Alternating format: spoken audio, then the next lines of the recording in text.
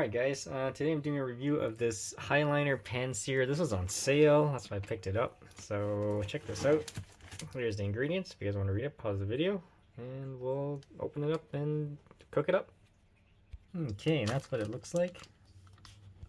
Alright, so here it is, all done. I had a little bit of spaghetti prior to this, so let's do a little spaghetti sauce. So there's this, let's do a quick taste test.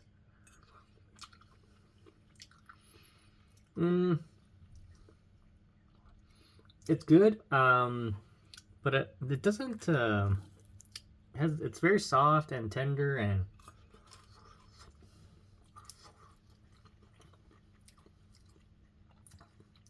but I wish it would have a little bit more lemon taste to it, and more herb taste.